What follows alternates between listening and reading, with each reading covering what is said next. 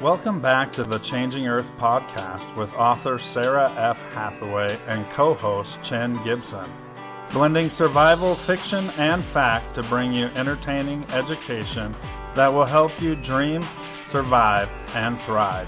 And now, here's your host, Sarah F. Hathaway and Chen Gibson. Obviously, I do a good deal of thinking about the changing Earth, about the planet that we live on, about how blessed we are to have this period of stability that humans have enjoyed, which is really against the norm of like the Earth, if you think about what it's been through. And so in my story, you know, the biggest disaster that unfolds is that infrastructure has been crippled. And they can't get it rebuilt fast enough, basically. Well, because it's major. I mean, it's like, right. Well, it's national plus. It's everywhere. Yeah. Yeah. It's like, how are you supposed to get transporters if you can't do the business with China? How are you supposed to just build things without, you know, wood and whatnot, supplies in motion? So when we're looking at the planet right now, to me, we're looking at a lot of localized disasters. Now, it hasn't hit on any kind of wide scale like in my book, which would, you know, be a serious game changer. But, you know, the amount of localized events that we're having, it's like how many 50 and 100-year events can we handle right after another, trying to rebuild and clean up, and for it to happen all over again. So it really got me thinking about like the infrastructure of the United States and kind of how misdirected we are on our focus as a country. Why not? Right? I mean, I was just listening to the Canadian prepper before the show started. I was listening to him, and he was doing a movie review, and he was talking about how, I mean, a dictatorship is good in the fact that, like in our country, the politicians are all doing whatever they want to do to keep the vote and stay in office, right? At least and it's hard to do long-term planning, which is what you're talking about, like infrastructure.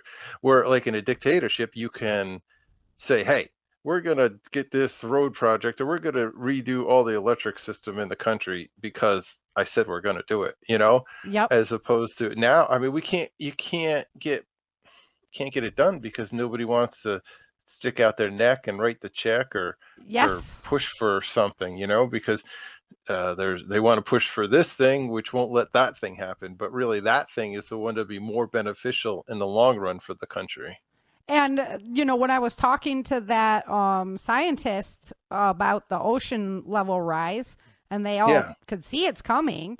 But again, you don't want to hit the political arena. So that's exactly what you're talking about there. Yeah. I mean, he was saying, you know, the system that we have, one of the biggest flaws is you can't do long term because, you know, everybody's voted in for whatever, 2 years, 4 years, 6, whatever, their term is. So in that case, like Swenson coming to power, he can actually pull things together and do things faster because it's just... it's not a group of people making decisions. It's one person. So if that one person has everybody's best interest in mind, then it's great. Yeah, that's the key. You know, they have the small group. Well, then it's, you know, North Korea or China, or, you know, right. You get a civilization like that. Isn't that how it kind of always goes, though? I mean, that's like the major struggle of civilization forever. Yeah, I would think. Yep. It's the beginning of the Bible. You know, it's the same cyclical story over and over and over and over and over again. It's like hitting you across the head with like the people, you know, believe in God. Everything's good. They want a king. The king gets corrupt. Everything goes to crumb. And then hopefully one of their children raises to power and does the right thing. And then their children get corrupt. And then, So I wanted today to take a look at our infrastructure of America and kind of like, you know, talk about some of the things that could be mega fail points and why it's important for us to kind of have this focus as well. I know we have so many focuses right now, but if we let our infrastructure of the United States collapse, I mean, if you don't have a base, you don't have a pyramid, right? So everything else kind of really doesn't matter if things are going wrong at that level. So one of the things I've been noticing is the East Coast has had an increase of seismic activity over there. And used to not hear about quakes coming from the East Coast very often. There was actually one in South Carolina over the break. I was like, oh, did Chin feel it? No, right? No, Yeah, it was. I just thought that was indigestion. I had too much. Yeah, probably, after all the beers on Christmas. Yeah. But on the East Coast, plates are really large, so earthquakes can have a much bigger impact. It's one of the differences between the East and West Coast. Yeah, I mean, it's a big thing in Charleston. Yeah, and buildings are not built for it there. No. So there's that threat. Thankfully, La Palma has died out over the break. So it's quieted down and it's not actively erupting anymore. But there was a serious threat there of, it can collapse and cause that tsunami to come just slamming right at us. So there's these types of events that could happen to the East Coast potential. Now, there's nothing we can really do about that except understand that that threat is there. So everybody kind of needs to be, a little bit shored up and ready for something like that. One of the big problems that I see with the East Coast is the population density. Yeah. It is so thick with people that even like a minor little devastation to a little area has a big impact on a lot of people. So that's one of the things that I was like, I mean, you can go to the mountains, but if everybody flees to the mountains, then what do you got? Right? So what's the plan? One child? Yeah, no. I mean, it's just something we're going to have to think about and be ready for, because all the dams that are built back there, I'm going to get into this later too, things like that are all aging in infrastructure. So before, it was only going to affect like a little bit of people. Maybe there weren't a lot of people living below that dam.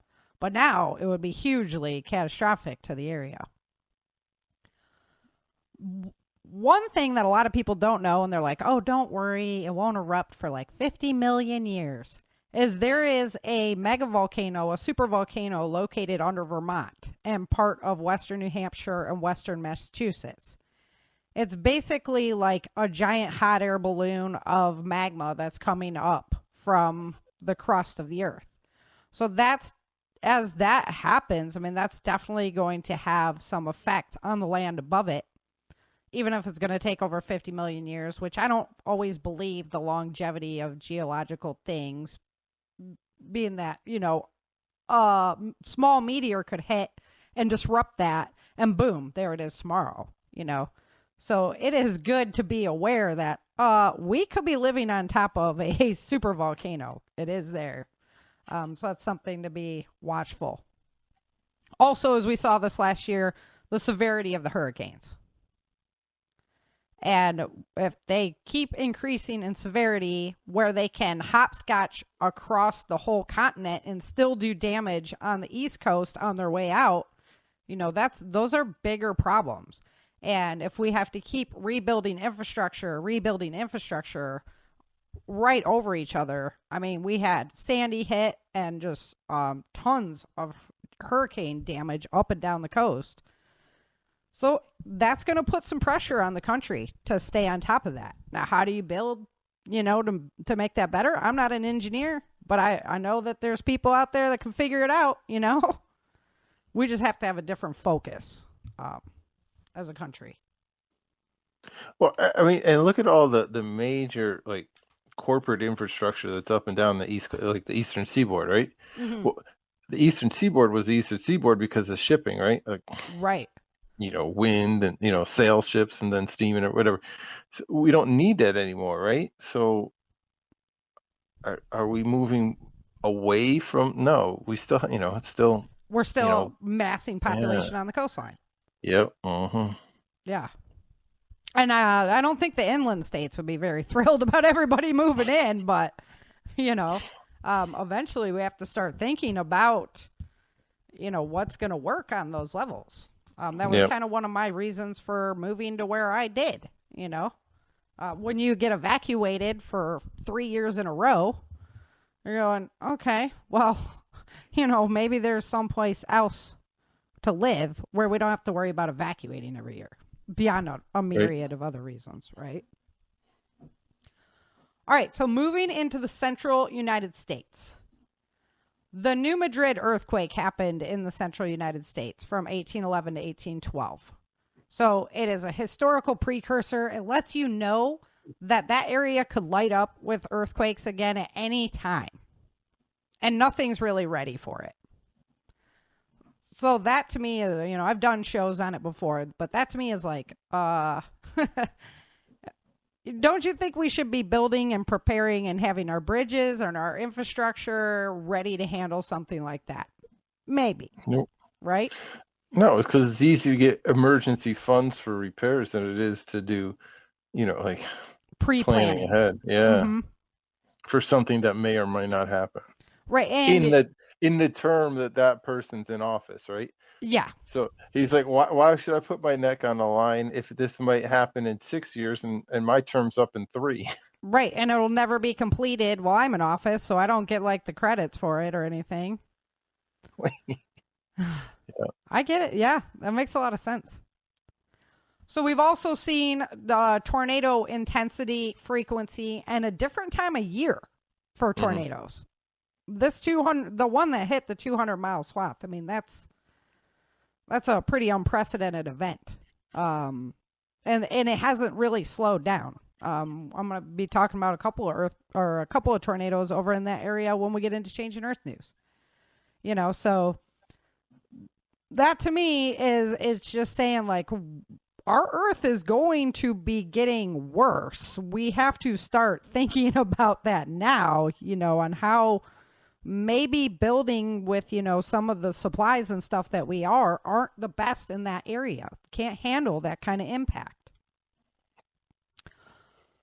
A big, big problem that I've been researching a lot lately, and if I would have researched it this much before I wrote my books, you can bet it would have been in there. The Missouri River is actually what feeds the Mississippi River. The Missouri River is first dammed by the Fort Peck Dam in North Dakota or in Montana. Okay.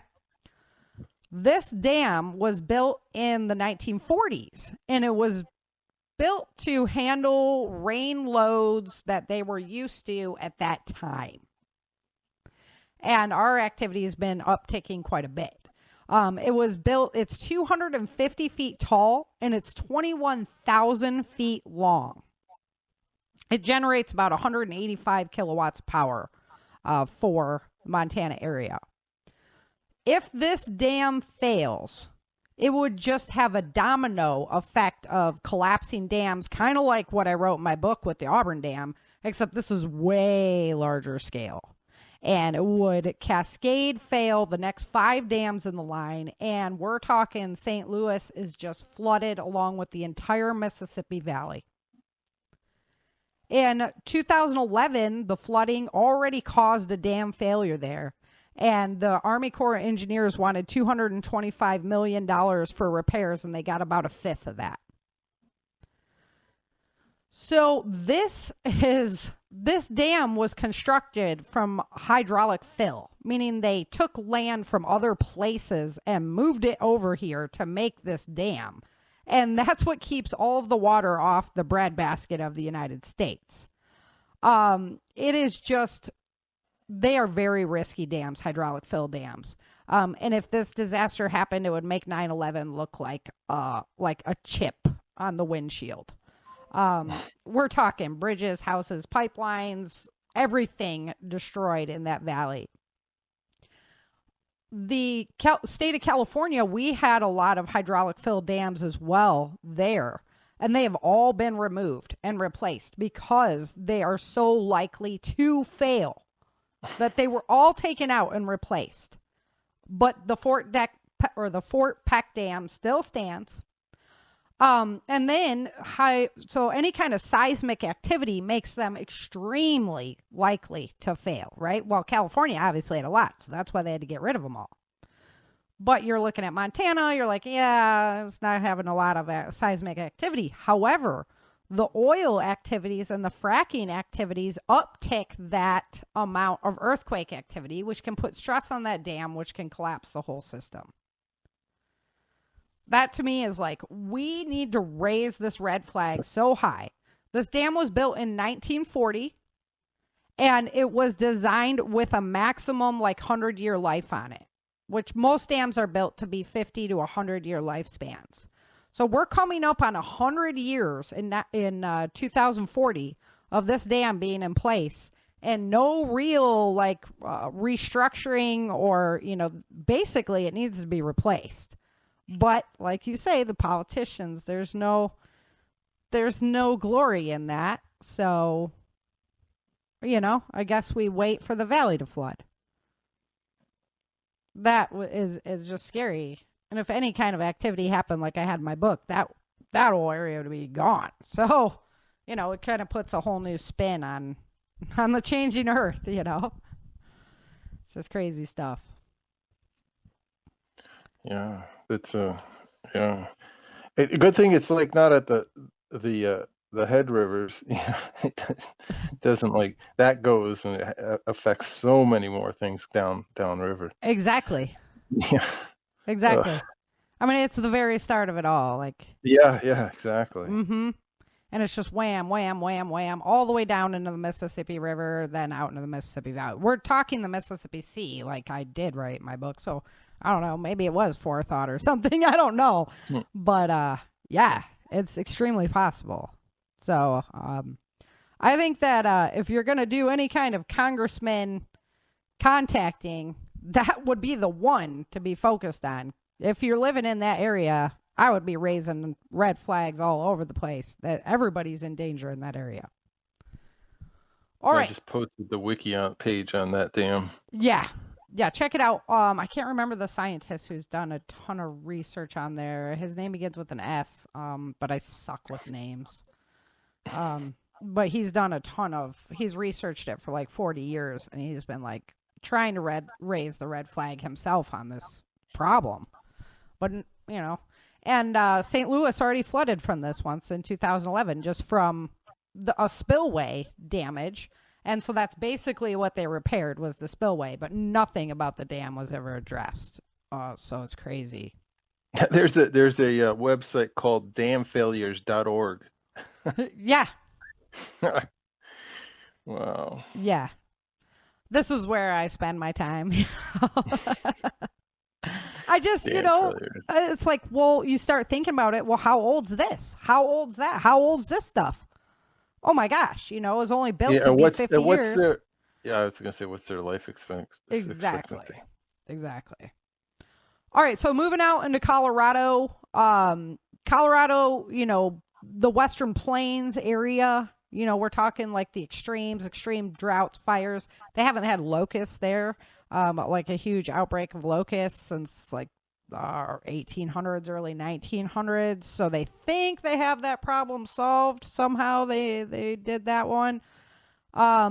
Again, Colorado area, the population density. I mean, if you had a little problem trying to evacuate those people is insane. The traffic in Colorado is insane. So if you had an event like Yellowstone going off, or you had an event that's going to extremely affect, the Western Plains is the target for Yellowstone. It's the target area, right? So trying to evacuate people out of that area in a Yellowstone event would obviously be a big problem.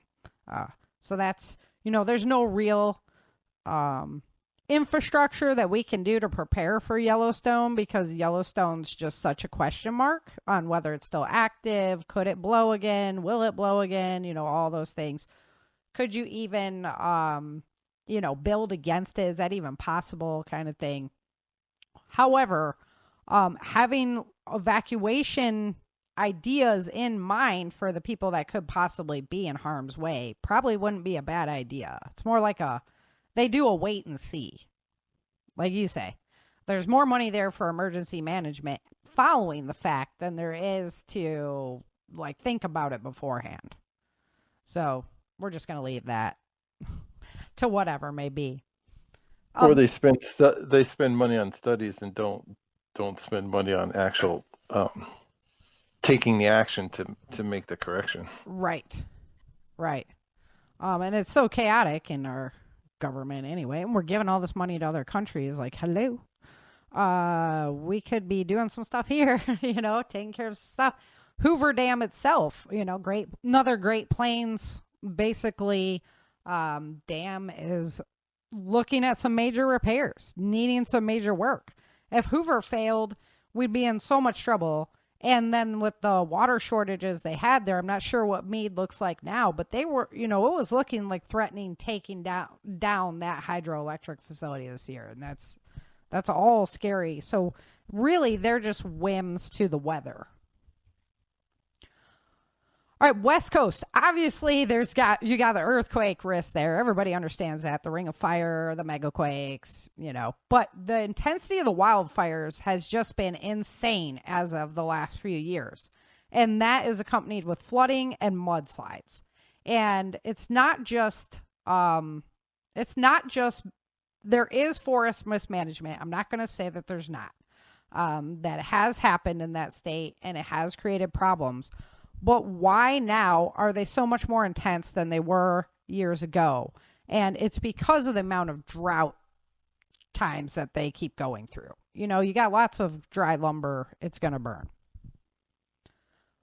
West Coast, you're also looking at lots of volcanic activity. You got Rainier, you got Shasta, you got Mount St. Helens, you got Mammoth, all the way up and down the West Coast is potential volcanic activity. But you also have lesser known volcanoes like the Long Valley supervolcano. They don't even like to talk about it. But you can watch it heat up on the maps every year when you're looking at weather patterns and things like that. So, you have to address that this could be a potential problem, and what would we do if? And I'm sure there's some kind of emergency management people who are actually working in the background. I'm sure you could go find it maybe at FEMA. I don't know if they'd address Long Valley, though. I just don't know. I'd have to look it up. But it's another supervolcano. It's actually more likely to erupt than Yellowstone is. Yellowstone may have burned itself out. We just don't know. There's also volcanic threats to California. So even if California's own volcanoes don't, West Coast, their volcanoes don't erupt themselves, you have potentials from landslides, from other volcanic activity that's on the other side of the Pacific. If Kilauea were to do like a super eruption, you could have mass quantities of acid rain aimed at LA, which would be devastating to that city. So there's all kinds of things that we're not really thinking about as far as if we see this uptick in Earth's activity continue, what does that mean we're looking at for our futures? Shouldn't we build that way now? So then I wanted to think about some game changers, right? Like complete game changers. Then we'll get into the age of some of our infrastructures. Game changer that's going on right now is the polar vortex, the switch of our north and south pole. It's still on the move. It's still happening. We haven't seen it going back to where it originally started as of this time. It is still moving. That's throwing that polar vortex off. That's why different areas of the earth are getting colder right now than normal and things like that. Could mean glacial activity actually starts encroaching again. It could cause an oceanic slosh, which would just devastate the coastlines. If you guys want to hear more about this, check out oh my gosh, it just slipped my brain. The YouTube channel, Suspicious Observers, check out their catastrophe playlist. It is insane. But he shows you a lot of safe areas too, on where you can be living to be safe. That is not, you are not safe, Chin, and I'm like beachfront. So great. Yeah. Mm-hmm. I'll send you all my towels. Yeah, have some like have like umbrella. your blow up raft ready to go. Yeah. Yeah. So there's just this whole series of unknowns when it comes to the polar switch. They can tell that it's happened in Earth's history, but what happens to the inhabitants when this happens, they don't have that kind of information available. All right. All the volcanic activity that we've seen coupled with the wildfires. So right now, we're going to go through it when we get into the Change in Earth news, but there's still a lot of wildfires burning all over our globe. And then we had the severe activity in Canada and on the West Coast. I mean, all of that is just accumulating in our atmosphere. It's going to have an impact. Like we're not independent of our planet. So that'll mean colder temperatures, which I'm not happy about at all. I'm like, nah. You moved to Texas, right? That's for the cold right. weather. So for snow skiing. Yeah, for skiing. Mm-hmm. Definitely. All right. So obviously the CME from the sun, it's just going to depend on the level that it hits us with. It could be like a power outage, or it could be like severe atmospheric burn off where we have to like survive in caves under the earth, in which case just count me out. I'm out. Not happy about that either, are you? No, I'm not happy about that either. I'm not going under the ground. So we'll just catch you on the flip side. I'll see you up in heaven, God willing. All right.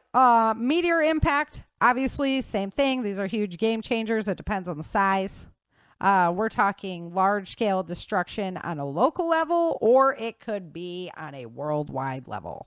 It could cause increased volcanic activity right after that, increased earthquake activity. You have an event like that. Now, you have your dam that's shaking the fort, the dam I was discussing, Fort Peck Dam. It gets shaken. Boom. Now you have a bigger disaster. So all we have to do is have something like that. Or we have an enemy who decides that these are easy targets and would have a bigger impact than hitting like a major city or something like that. So it's all something to keep an eye on and at least be aware of. At least know that the threat's there, So how old is American infrastructure? What do you think, Chin? Too old. This page of notes is eye-opening. Isn't it? Yeah, even Brock was like, because he was helping me research, and he's like, what? Yeah, so most of our nuclear power plants are about 21 to 30 years old. So they're not so bad. And the oldest was built in 1969. So the tech they were using back then is not like, think of how fast we advanced in technology. Yeah, but they made awesome muscle cars. Yeah, they did. Yeah, I want some of those back. I don't want no wimpy Prius, man. I want a freaking like rumbling truck. Right. Anyhow, okay. So nuclear, it's one of our newer energy sources, so it's not so old. The oldest hydroelectric power plant, on the other hand, is from 1891. And on the average, most of our hydroelectric power plants are older than 31 years old, with a good portion of them being over 60 years old. Hydroelectric is connected to dams. That's how it works for the most part. And so, you're looking at all of those dams being over 60 years old with hydroelectric functions. And those were built to have, on the average, a lifespan of about 100 years max, like maximum. So, I mean, this is coming up quickly. We have to have, it's like they were built by Civil War veterans. Like the Army Corps of Engineers, yes. Veterans of the Civil War built that. Yeah. Right? And like the technology back then compared to what we can do now, and how much better, cheaper, more efficiently we can make these things work. Maybe instead of looking at building new green energy, we should go and take a look at what we already have and make it better, more efficient. And we can work, we can make it work. And also save our dying infrastructure. Most coal plants are 31 to 50 years old, with some more than 60 years old as well. So it's old school energy. And of course they're not efficient. They were built when we didn't have the technology to make them run efficiently and cleanly and do all those things. So is it really a war on coal, or is it a war on the technology that we used to build those plants back then? Right? I don't know. It's a question worth asking. Natural gas is fairly new. Like, there's been a lot of natural gas plants, power facilities built recently in the last like 10 to 20 years. So it is a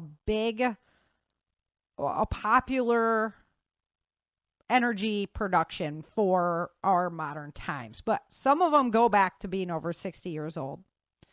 And the only problem that I have with natural gas, because I understand everything has to be harvested to be able to use it and things like that, is the increase in seismic activity that fracking causes. You punch holes in the earth, you're going to give the energy someplace to escape. Now you're getting earthquakes where you've never had them before.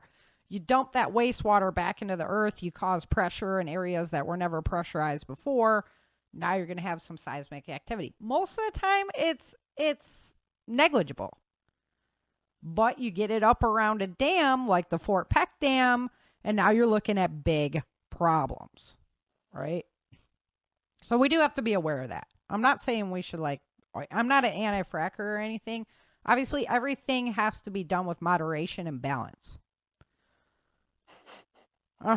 But that seems to be a problem for humans. It does seem to be a problem for humans. We're like one extreme, other extreme. Overindulgence. Yeah. Yeah. Just like calm down. Let's reach a middle ground. That's what's lacking in everything right now. Anyway, petroleum. So on average, petroleum power plants were built about 30 to 40 years ago. They go back to 60 plus years ago, a small amount of them. Not very popular because we obviously had other cheaper methods of creating power. The electrical grid, on average, is 40 years old as well, with more than a quarter of our electric grid being 50 years old. So we built it and we're like, oh, it's going to last forever. But it doesn't, And so things have to be revamped. And again, we have better technology. We don't have to do so much above ground stuff. We can put lines in the ground where they're less likely to cause wildfires and less likely, it's a blemish on the landscape or whatever. We have the technology to be able to get around those types of things now, which we didn't have before. So hopefully they are in California instituting it more, but sometimes things have to be revamped, to save those dying areas. Our bridges, on average, are 43 years old. The majority of the bridges in the United States are 43 years old, and they were designed to have 50-year lifespans.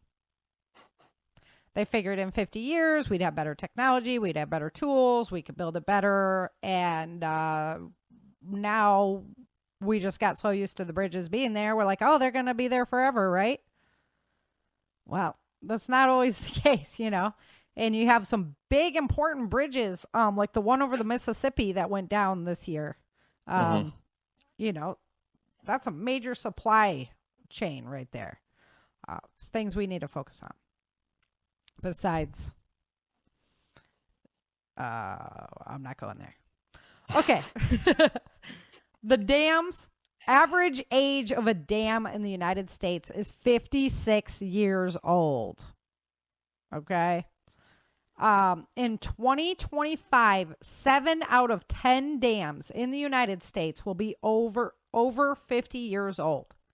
They were designed with a 50-year lifespan on average, and some were designed with a 100-year lifespan.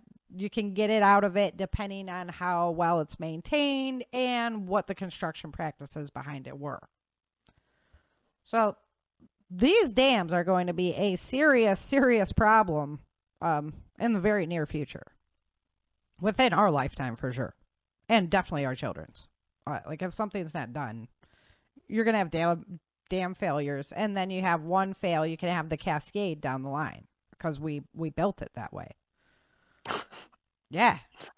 I mean, rivers used to be like a wild thing, right? They call it the wild river, because they used to just change and do whatever they wanted. We tamed them all with these dams. Well, the dams have to be maintained. And you got to get some dam bait. Where's my damn bait? Our water treatment facilities. So we started new laws for like building better water treatment facilities and things like that. So most of those that were built in the 70s are coming till the end of their lifetime. We saw this in Flint and things like that. These facilities are old and they're going to have to be rebuilt, restructured, and without water, there is no life. So, I mean, kind of an important thing to worry about the infrastructure, because that's what keeps our country strong.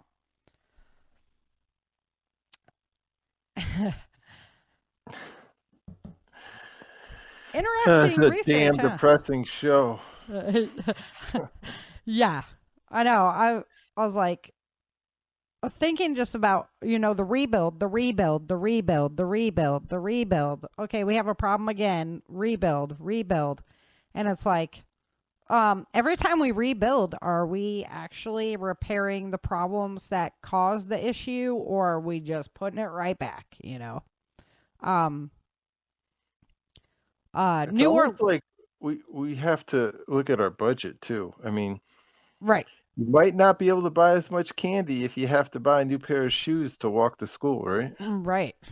Exactly. And it sounds this country loves to buy candy. Yes, we do. I mean, all these little pet projects and all this little stuff that really shouldn't be the government's job.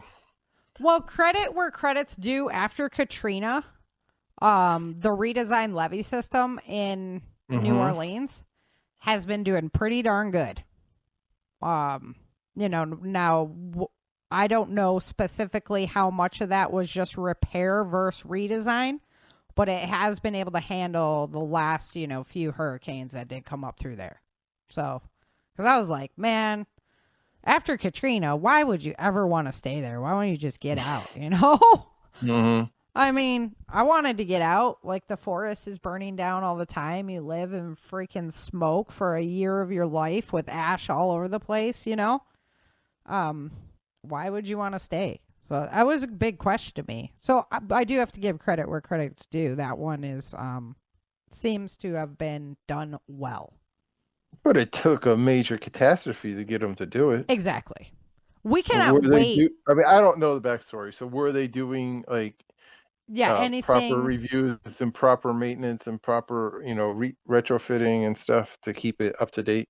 I don't know. Prior? Yeah, I don't know the background research. Yeah. But again, why are we not considering Fort Peck a major focus? Mm-hmm. Yeah. When we know that the whole Mississippi is going to take the Mississippi Valley being flooded, that loss of life that needlessly. Yeah. That's just kind of crappy. So, well, I hope you had a great Christmas and a happy New Year. Can't wait to see you next week. We'll be going over episode 8, and take care. Be safe. Hope you're in a good territory. And until next time, remember, dream, survive, thrive.